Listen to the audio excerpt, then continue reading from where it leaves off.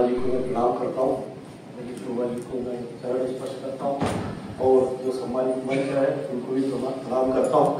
और मेरे सभी साथी पत्रकार, दरअसल मेरे आने का मोटिव दो था। एक तो चूंकि पत्रकार की स्मृति में एक कार्यक्रम था तो आना मेरा फर्ज भी है और अच्छा भी लगता है, और दूसरा आने का एक उद्देश्य यह था कि आप लोगों से, रायपुर के, छत्तीसगढ़ के पत्रकारों से मिलना।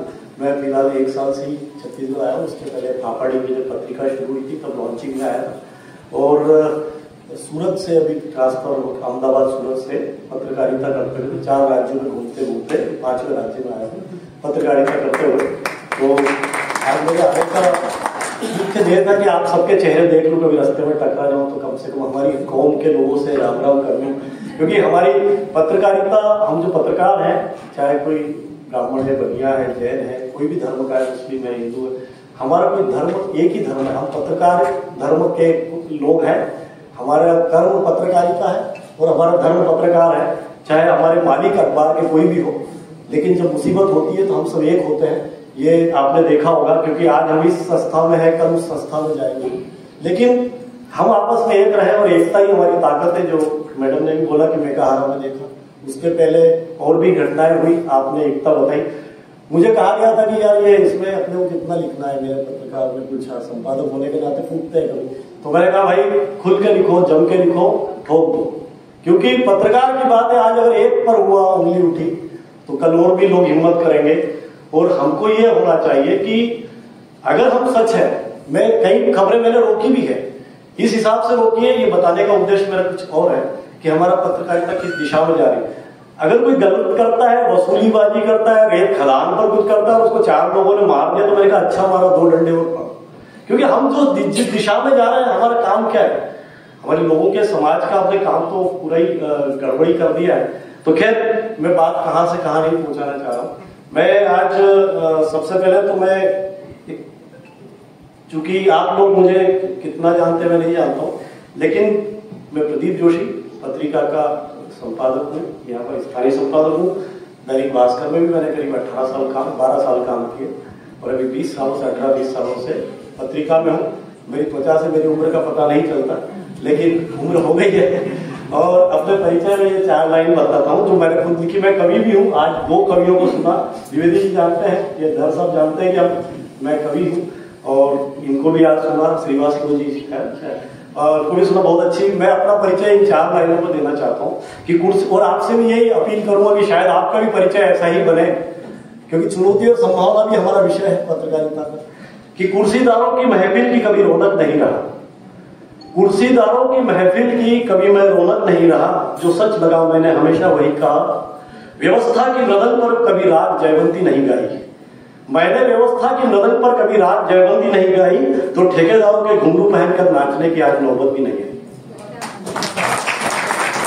आज तक हमने जो भी पत्रकारिता की है, पत्रिका को सब जानते हैं कि किस तरह का अखबार है, और मैंने दोनों लाइफ स्टाइल जी है, भास्कर की लाइफ स्टाइल भी जी है, पत्रिका की भी जी है। और मैं अनुभव लेने के लिए, ये हमारी पाठशाला है, कोई संस्था होती है, अखबार होता है, पाठशाला है। और आज सबको बधाई इस बात के लिए मैं पहले दूंगा, सम्मान तो अभी होना है, लेकिन उसके पहले मैं बधाई आपको दूंगा कि आपने जो खुद पत्रकारिता का पेशा अपनाया है, इसलिए आप अपने आप में बधाई के पात्र हो आप सभी। क्योंकि पेशा बहुत सारा होता है। मैं बताऊं, मैं MSc मैथमेटिक्स में और MTech हूँ, master of science and technology में MTech हूँ। जर्नलिज्म भी की। घूमते घूमते ये इस्माइल लहरी जो कार्टूनिस्ट है, जो भास्कर में थे, हैं मतलब, और दीपक चौरसिया, हम साथ में पढ़े हुए जो आज तक के हैं, अभी भी हम बहुत अच्छे फ्रेंड हैं। और ऐसे और भी, तो हमारी एक बेंच समृद्ध थी। तो सब कुछ करते हुए भी मैं इस लाइन में आया, क्योंकि इस लाइन में वही आते हैं, मैं आपको इसलिए बधाई दे रहा था कि इस लाइन में वही आते हैं जो दुनिया से अलग होते हैं, जिनकी सोच अलग होती है, जिनका जज्बा अलग होता है, जिनका साहस अलग होता है, या जो क्रिएटिव होते हैं, या रचनाकार होते हैं, जिसके अंदर रुचि होती है। इसलिए सबसे पहले तो आप इसी बात के सम्मान के पात्र हैं कि आप पत्रकार हैं।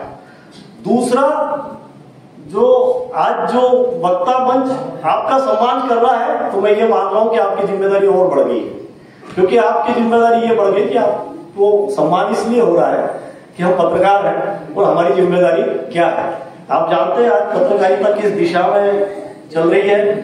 मैं बहुत ज्यादा उस पर अभी टिप्पणी करने का उचित समय नहीं है, क्योंकि हमें वॉच डॉग कहा जाता है, समाज के लिए वॉच डॉग की भूमिका निभाने की बात कही जाती है हम।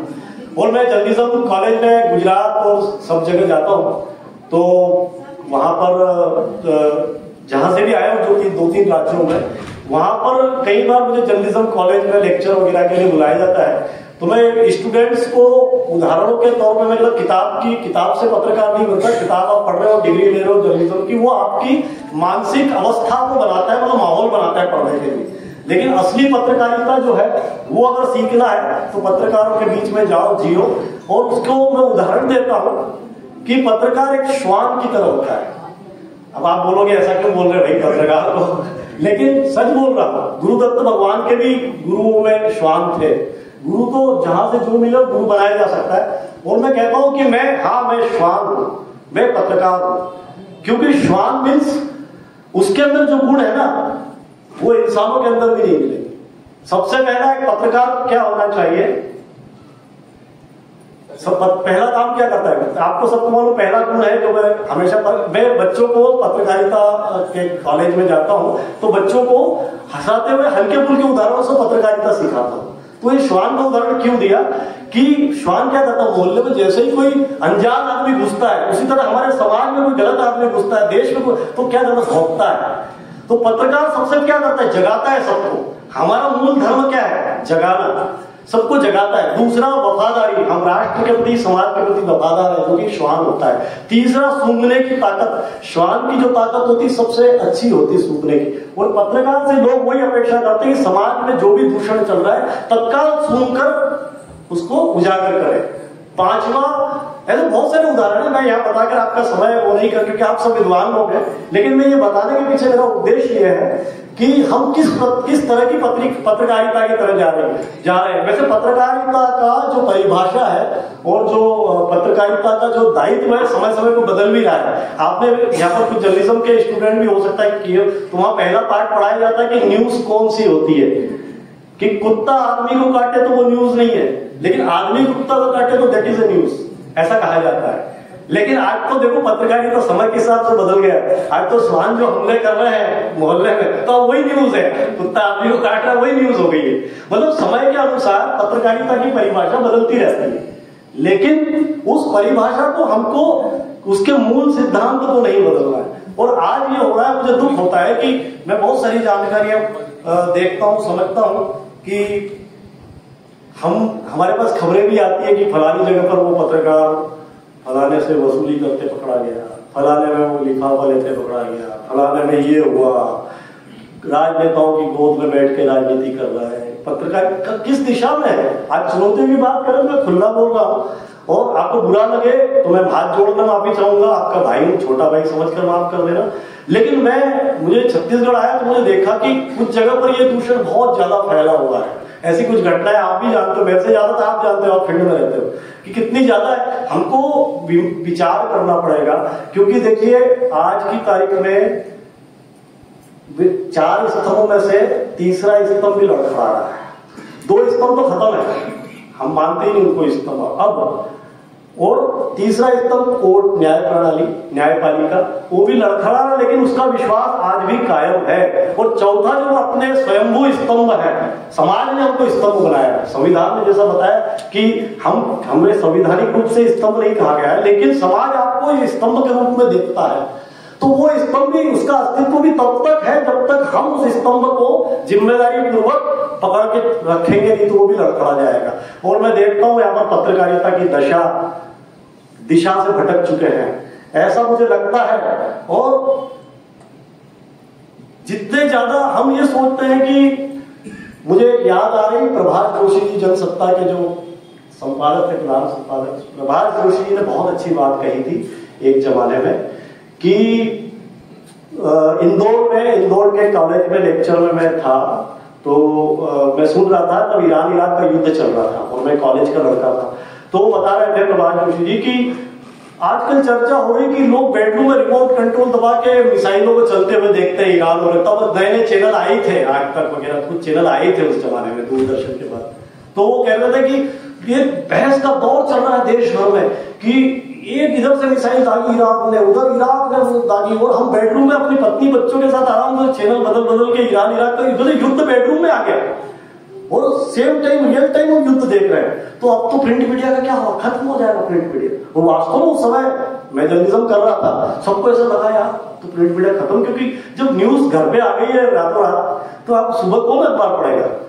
लेकिन भाई साहब उसके बाद अखबार और बढ़ेगा, क्योंकि वो हमारी जीवन शैली नहीं, डीएनए में शामिल है। अखबार पढ़ना हमारी डीएनए में है, पढ़ना हमारे डीएनए में। अखबार कभी न बंद हुए हैं न बंद होंगे, और उसकी विश्वसनीयता अगर बना के रखोगे तो और बढ़ेंगे, और अखबार बढ़े उसके बाद अखबार और बढ़े, हमारी सैलरी बढ़ी, अखबार बढ़े।